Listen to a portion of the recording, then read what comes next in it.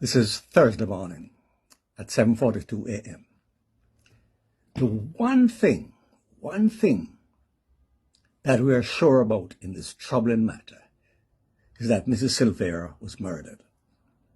Now, I listened to DCP Bailey and his comments about the case to date. To tell you the truth, he was not persuasive. And in fact, I found his analysis to be shabby.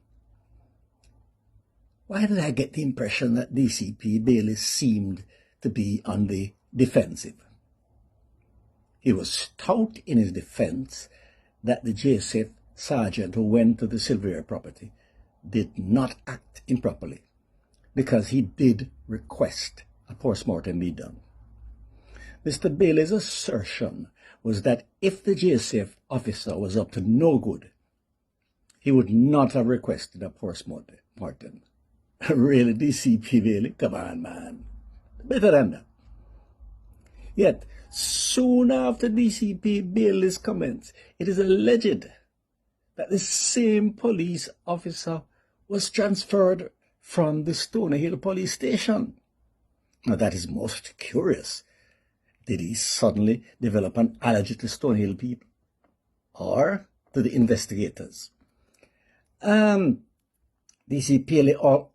Bailey also went to great lengths to defend the initial cause of death as being proper. Some questions are very important.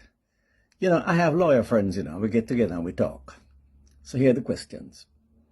How did the natural causes story come about? How did the JCF officer not see the entry points for the gunshot wounds, whether it was in the torso or midpoint the body? Now, Mrs. Silvera was shot 3 times, according to reports. Now, as someone who was shot in the upper arm in 2020, I know that bullet entry points are easy to see and they leave clear marks. Let us not even get the blood splatter. I don't think the room she died in could have been retiled and painted before the JSF officer inspected it. Did the JSF officer even examine the body or go in the room? Or did he simply take the word of a very important person, an MVP? Was the call about Mrs. Silvera's death to the police 119 emergency number or to the private cell phone of the JSF officer? Who made that call? Did Mr. Silvera know the JSF officer who went to the Silvera property? Why did the JSF officer go in his private motor vehicle and not a JSF mobile unit? And I think most certainly any rookie investigator would know immediately that multiple individuals were involved at various stages of this terrible act. In other words, a word conspiracy may come up at a particular stage.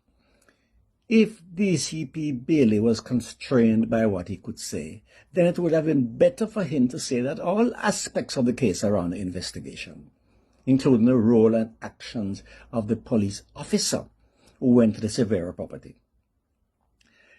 In my view, DCP Bailey's statement came across as disingenuous. As far as I'm concerned, that is not appropriate for a DCP of the Jamaica Constabulary Force, especially the DCP in charge of the crime portfolio for all of Jamaica. To say that the JSF has credibility problems with the Jamaican people is an understatement.